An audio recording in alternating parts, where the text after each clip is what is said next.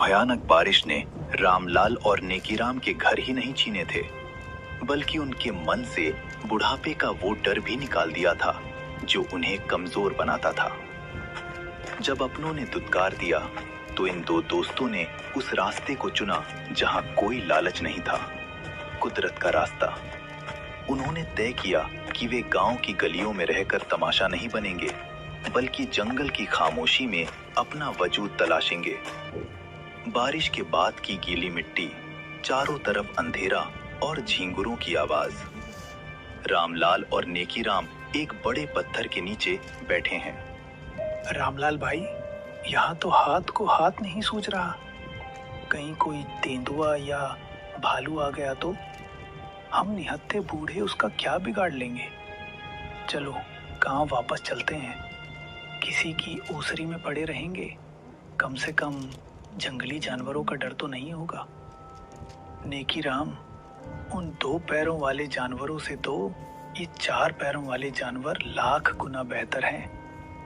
वो कम से कम धोखे से अंगूठा तो नहीं लगवाते। रही बात डर की, तो डर को अपनी लाठी बना लो। कल सुबह होते ही हम यहाँ अपना ठिकाना बनाएंगे। पर कैसे भाई? न कुदाल है, न कुल्लड़ी, न सर पर छत है। यहाँ तो घास भी कंटीली है। मेरे पास ये छोटा सा चाकू है जो मैं हमेशा सुतली काटने के लिए रखता था, और तुम्हारे पास वो हुनर है जिससे तुमने सालों मिट्टी को मथा है। हम हारेंगे नहीं दोस्त। अगले दिन सूरज निकलते ही दोनों काम पर लग जाते हैं। रामलाल सूखी लकड़ियों को इकट्ठा करता है और नेकीराम पत्थर चुनता है। नेकीराम, देखो, वो 4 मजबूत पेड़ एक चौकोर घेरे में हैं। हम इन्हीं को खंबा बनाएंगे। मैं ऊपर बांस और झाड़ियां बांध दूंगा और तुम नीचे से मिट्टी और पत्थर की दीवार उठाना। नेकीराम भाई, ये मिट्टी बहुत सख्त है, पर पानी मिलते ही नरम हो गई, बिल्कुल हमारी किस्मत की तरह। देखो, मैंने पत्थरों को ऐसे जमाया है कि हवा भी अंदर नहीं झांक पाएगी। कि रामलाल के हाथों में छाले पड़ गए हैं, पर वो लकड़ियों को आपस में लताओं से बांध रहा है। 3 दिन की कड़ी मेहनत के बाद एक छोटी सी मजबूत झोपड़ी खड़ी हो जाती है। पहले दिन वे केवल जंगली बेर और कंदमूल खाकर गुजारा करते हैं। भाई, सिर्फ फलों से कब तक पेट भरेगा? शरीर में जान नहीं रहेगी तो काम कैसे करेंगे? धैर्य रखो। कल मैं गांव की सरहद तक गया था। वहां जो मंदिर का भंडार है, वहां सफाई हो रही थी। मैंने वहां से गिरे हुए कुछ सूखे बीज, लौकी, कद्दू, मिर्च और थोड़े से अनाज के दाने इकट्ठा किए हैं। लोग उन्हें कूड़ा समझ रहे थे, पर हमारे लिए ये सोना है। अरे वाह, पर यहाँ जमीन तो पथरीली है, बीज उगेंगे कैसे? रामलाल एक मजबूत लकड़ी को आगे से नुकीला करके हल जैसा बनाता है। दोनों मिलकर जमीन खोदते हैं। नेकीराम बाल्टी की जगह बड़े पत्तों में पानी लाते हुए। चलो नेकीराम, तुम पत्थर हटाओ, मैं इस लकड़ी से जमीन को ढीला करता हूँ। हमें यहाँ क्यारियां बनानी होंगी। पास में ही वो झरना बह रहा है, वहां से पानी लाना होगा। भाई, ये देखो, मैंने मिट्टी को गोबर और सूखी पत्तियों के साथ मिला दिया है। अब ये बीज इसमें चैन से सोएंगे और कल लहलहाएंगे। सूरज, बारिश और उनकी मेहनत। धीरे धीरे छोटी छोटी कोपलें निकलने लगती हैं। रामलाल भाई, देखो देखो, हमारी मेहनत रंग लाई। छोटी सी लौकी बेल पर झूल रही है। सब्जियां तैयार हैं। रामलाल ने लकड़ी की एक टोकरी बनाई है और नेकीराम ने जंगल के बड़े पत्तों को सिलकर सुंदर पत्तल और दोने तैयार किए हैं। नेकीराम, आज हम ये ताजी सब्जियां और ये पत्तल लेकर बाजार जाएंगे। हम इन्हें साफ करके पत्तलों में सजाकर बेचेंगे। लोग प्लास्टिक और गंदी सब्जियों से तंग आ चुके हैं। उन्हें ये शुद्धता पसंद आएगी। पहले शीश के एक छोटे से गांव में एक गरीब किसान वेदांत अपनी पत्नी आशी और बूढ़ी माँ अरुणा के साथ रहता था। एक दिन सरपंच अपने कुछ आदमियों के साथ सुबह सुबह वेदांत के घर का दरवाजा बजाने लगते हैं। ए वेदांत, बाहर निकल। सरपंच की आवाज सुनकर वेदांत, उसकी पत्नी आशी और बूढ़ी माँ सभी बाहर आते हैं। सरपंच जी, आप यहाँ, वो भी इतनी सुबह सुबह। सब ठीक तो है ना? हाँ, सब ठीक है। मैं यहाँ तेरी जमीन के बारे में बात करने आया हूँ। तेरी जमीन जिस जगह है वो बहुत कीमती है।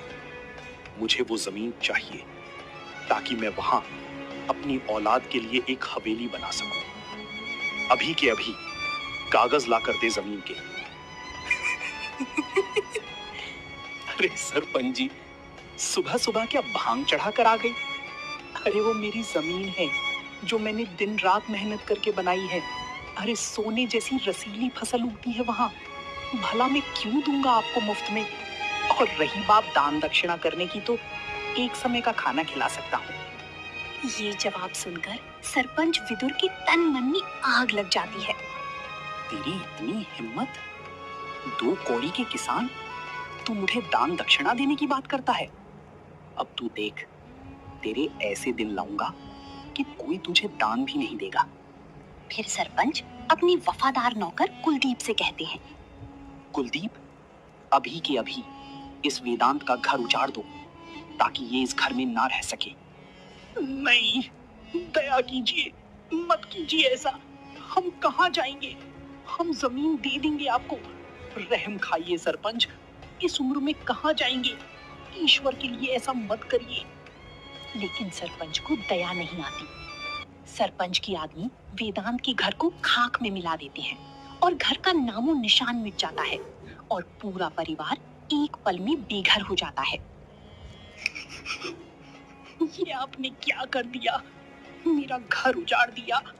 मैं कहाँ जाऊं? अपनी बूढ़ी माँ और अपनी पत्नी को लेकर कहाँ जाऊं? गांव वालों, कान खोल कर सुन लो। ना कोई इसको रहने की जगह देगा और ना ही कोई इसकी मदद करेगा। किसी ने भी ऐसा किया तो उसके घर का यही हाल होगा जो वेदांत के घर का हुआ है। आज से इसकी जमीन मेरी हुई। चलो अब दफा हो जाओ यहाँ से। उस जमीन पर अब कदम मत रखना।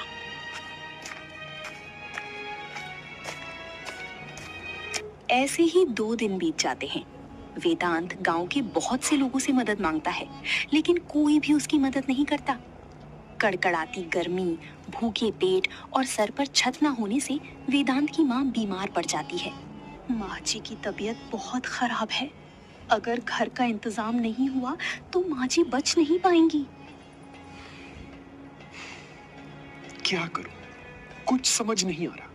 सारे गांव वालों के सामने नाक रगड़ ली, कोई भी सरपंच के खिलाफ जाने को तैयार नहीं है।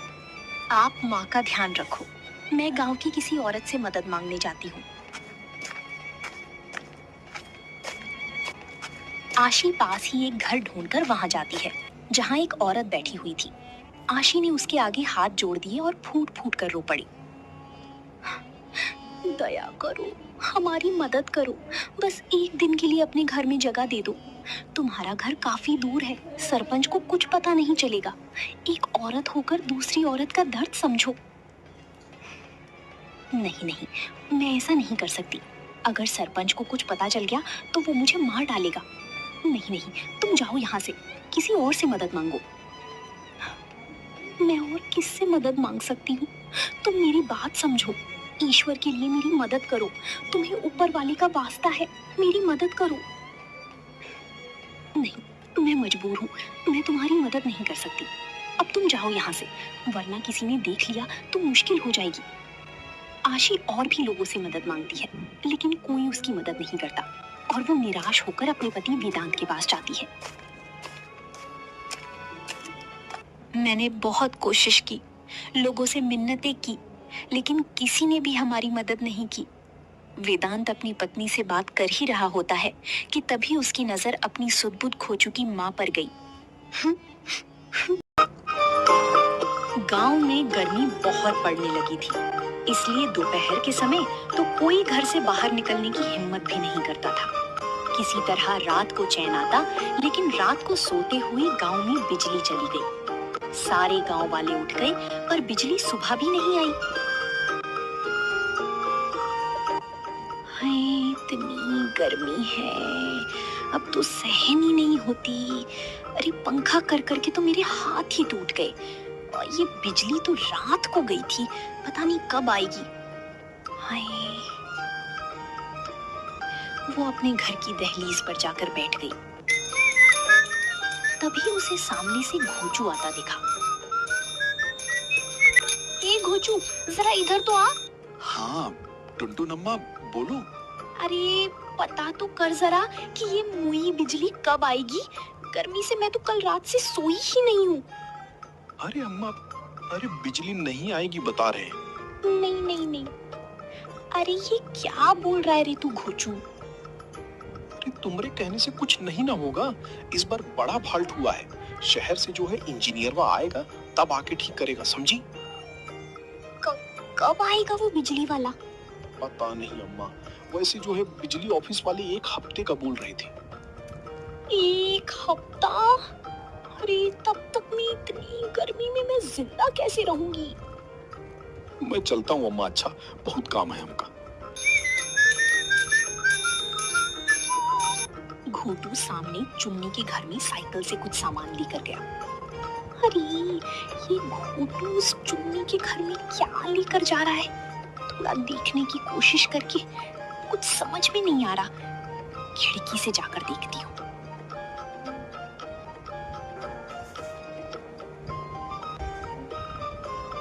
जब से पता चला है कि 8-10 दिन बिजली नहीं आएगी, गर्मी से तो जान निकल रही है।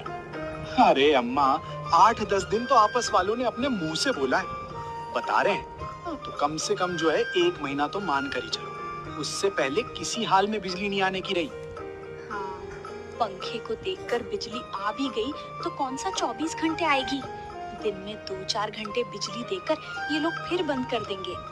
हाँ, ये बात तो तुमने एकदम सही कही अम्मा। तभी तो गर्मी से बचने के लिए मैंने ये उपाय निकाला है।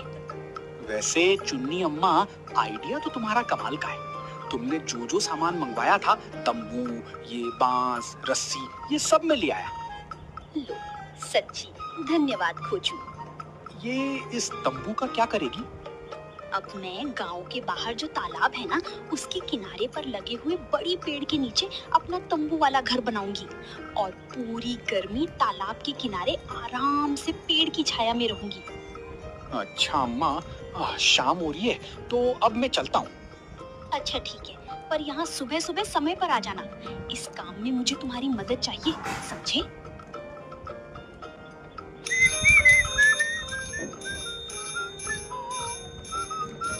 अरे ये सूखी लड़की तो बहुत तेज है। गर्मी से बचने के लिए इसने कितना दिमाग लगा लिया। तालाब के किनारे तो एक ही पेड़ लगा है, बाकी तो मिट्टी से भरा हुआ मैदान है।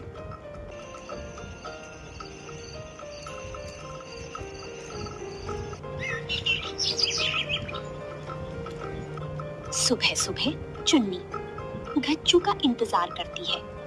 कमबख्त कहाँ मर गया, अभी तक नहीं आया। जाते हुए कहा भी था कि सुबह सुबह आ जाना। सूरज चढ़ाया है, ये घोचू का बच्चा अब तक नहीं आया। गर्मी तो बढ़ती ही जा रही है। लगता है घोचू अब नहीं आएगा। मैं अकेली ही अपना तंबू लगा लेती हूँ, वरना दोपहर में तो इस घर में रहना मुश्किल हो जाएगा।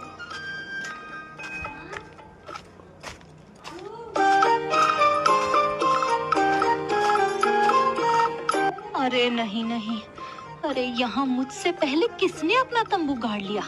हे भगवान, अब इस तपती गर्मी में मुझ बुढ़िया का क्या होगा? तंबू में से टुनटुन बाहर निकली। चलो भाई, कम से कम तूने ये तो माना कि तू बुढ़िया है, वरना तू छिया बनकर घूमती रहती है। ए मोटी, जुबान संभाल कर, खबरदार जो मेरे बारे में कोई उल्टी बात बोली तो, वरना अच्छा नहीं होगा। ओ, वरना अच्छा नहीं होगा।